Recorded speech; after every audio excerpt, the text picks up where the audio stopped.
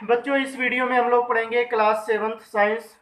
और इस वीडियो में हम लोगों की टॉपिक है अन्य जंतुओं में उत्सर्जी अंग। तो पिछली वीडियो में हमने आपको बताया था मानव में उत्सर्जी अंग।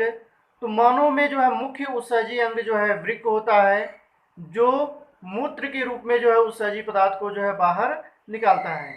इसके अलावा जो है मानव शरीर में अन्य उत्सर्जी अंग होते हैं, जैसे जो हमारी त्वचा स्किन, ये जो है पसीने के रूप में जो है उत्सर्जी पदार्थ को बाहर निकालती है। यकृत, ये जो है एमिनो अम्ल को जो है यूरिया में कन्वर्ट करता है। यकृत भी हमारा उत्सर्जी अंग है। इसके अलावा जो है फेफड़े, फेफड़े जो है कार्बन डाइऑक्साइड को जो है शरीर से बाहर निकालते हैं। और जो है बड़ी आंत, लार्ज इंटेस्टाइन, ये भी जो है हमारे शरीर में उत्सर्जन का कार्य करती है। ये भी जो है एक उत्सर्जी अंग है। ये जो है मल के रूप में जो है उत्सर्जी पदार्थ को शरीर से बाहर निकालती है। इस वीडियो में बेटा हम पढ़ेंगे अन्य जंतुओं के उत्सर्जी अंग। तो एक कोशिकीय जीवों, एक कोशिकीय जीवों जैसे जो है बेटा हमने आपको पहले बताया है, एक कोशिकीय जीव अमीबा है, पैरामीशियम है, यूग्लिना है।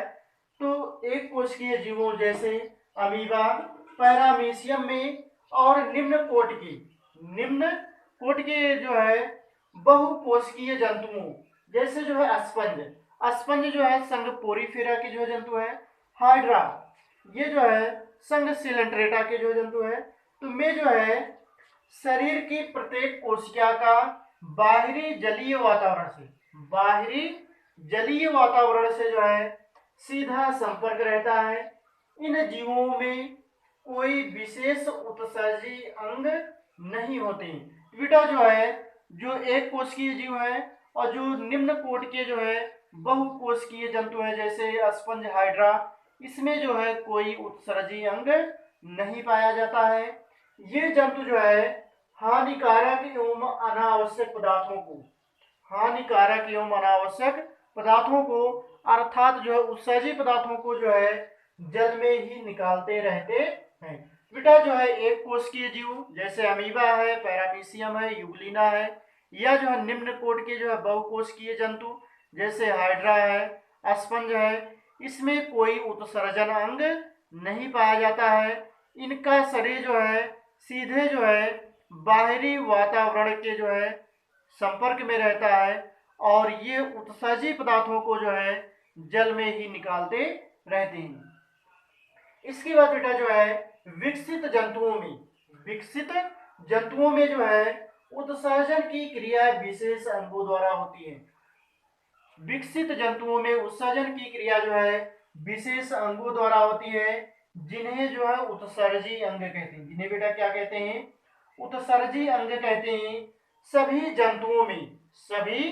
जंतुओं में जो है अलग अलग प्रकार के उत्सर्जी अंग पाए जाते हैं। जैसे जो है मनुष्य में जो है दूसरा जो है उत्सर्जी अंग होता है, मछलियों में जो है दूसरा उत्सर्जी अंग होता है, मेढकों में जो है दूसरा उत्सर्जी अंग होता है।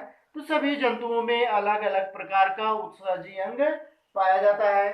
जैसे चपटे कृमियों में जो है उत्सर्जन अंग क्या होता है? अधिवृक्क, है ना। केंचुओं में जो है उत्सर्गिकाओं के द्वारा, और केंचुओं में बेटा जो है उत्सर्जी अंग क्या होता है? उत्सर्गिकाई, है ना। कीटों में जो है मैल पीघी जो है नलिकाओं द्वारा होती है।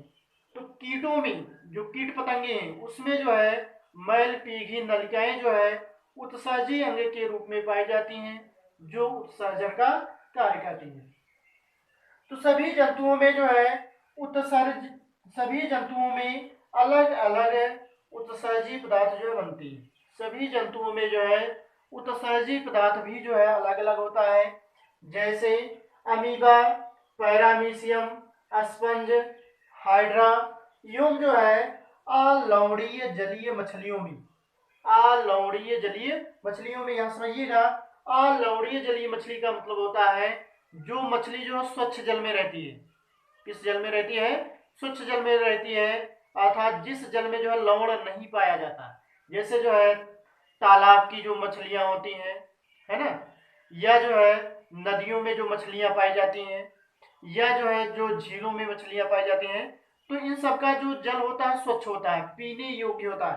तो इन जो है जलों में पाई जाने वाली मछलियों को अलवणीय जलीय मछलियां कहते हैं। और अलवणीय जलीय मछलियों में उत्सर्जी पदार्थ जो है अमोनिया होता है। क्या होता है? Ammonia, NH3। बेटा जो है सभी जंतुओं में अलग अलग उत्सर्जी पदार्थ बनते हैं, जैसे अमीबा, पैरामीशियम, अस्पंज, हाइड्रा एवं अलवणीय जलीय मछलियों में उत्सर्जी पदार्थ जो है क्या होता है? अमोनिया होता है।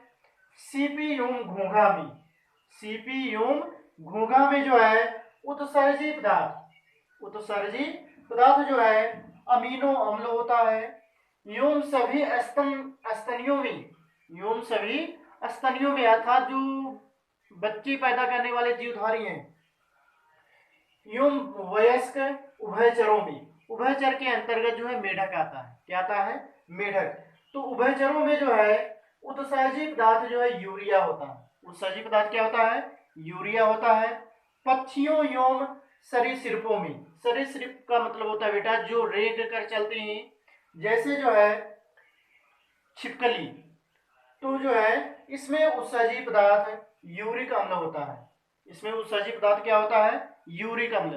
बेटा जो है अगर आपसे पूछा जाए पक्षियों में उत्सर्जी पदार्थ क्या होता है? यूरिक अम्ल होता है। छिपकलियों में जो है उत्सर्जी पदार्थ क्या होता है? यूरिक अम्ल होता है। मेढकों में जो है उत्सर्जी पदार्थ क्या होता है? यूरिया होता है। या जो है मनुष्य में उत्सर्जी पदार्थ क्या होता है? यूरिया होता है।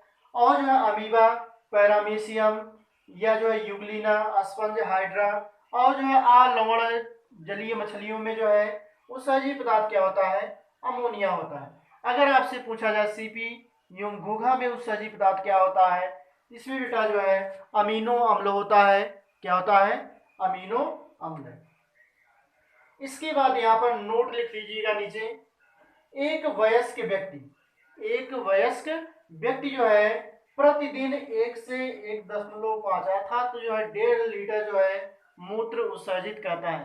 बेटा जो है एक वयस्क व्यक्ति जो है कितने जो है लीटर मूत्र का उत्सर्जन प्रतिदिन करता है? तो 1 से जो है 1.5 लीटर अर्थात 1.5 लीटर जो है मूत्र का उत्सर्जन करता है। इसके बाद सेकंड टॉपिक है, ये क्वेश्चन पूछा जाता है मूत्र में जो है सामान्यतः 95% जल होता है। 95% क्या होता है? जल होता है। 2.5% यूरिया होता है और शेष अन्य उत्सर्जी पदार्थ पाए जाते हैं। तो बेटा जो है अगर आपसे पूछा जाए मूत्र में जो है क्या क्या होता है, इसमें जो है 95% जो है जल होता है, 2.5% यूरिया होता है और 2.5% अन्य उत्सर्जी पदार्थ होते हैं। इसके बाद तीसरा है मूत्र का हल्का रंग। मूत्र का हल्का रंग जो है हल्का पीला रंग यूरोक्रोम नामक वर्णक की उपस्थिति में होता है। तो कभी कभी देखते हैं कि मूत्र का जो रंग है ये जो है हल्का पीला होता है। तो किस कारण होता है? यूरोक्रोम वर्णक के कारण। तो मूत्र का हल्का पीला रंग जो है किस कारण होता है? ये क्वेश्चन बहुत इंपॉर्टेंट है। तो यूरोक्रोम नामक वर्णक के कारण जो है मूत्र का रंग हल्का पीला होता है। इसके बाद जो है मूत्र हल्का अम्लीय होता है। मूत्र कैसा होता है? हल्का अम्लीय होता है। इसके बाद जो है वृक्क के खराब हो जाने पर, वृक्क के खराब हो जाने पर जो है किडनी के जो है खराब हो जाने पर जो है रक्त के अपोहन अर्थात जो है डायलिसिस की आवश्यकता होती है। डायलिसिस की आवश्यकता होती है। तो बेटा डायलिसिस क्या होता है ना? तो रक्त को छानने की जो है कृत्रिम विधि, जैसे जो है जो रक्त में उत्सर्जी पदार्थ होते हैं उनको जो है कृत्रिम विधियों से छानने की जो विधि होती है वही जो है डायलिसिस कहलाता है। तो जब जो है वृक्क जो है खराब हो जाते हैं तो डायलिसिस या जो है रक्त के अपोहन विधि द्वारा जो है उत्सर्जी पदार्थ को रक्त से जो है अलग किया जाता है। तो इससे जो है मूत्र लगातार जो हमारे शरीर से जो है अलग होता रहता है। तो बेटा जो है इसमें जो क्वेश्चन जो है बनता है हमने आपको बता दिया है। तो एक वयस्क व्यक्ति जो है प्रतिदिन 1 से 1.5 लीटर जो है मूत्र का उत्सर्जन करता है।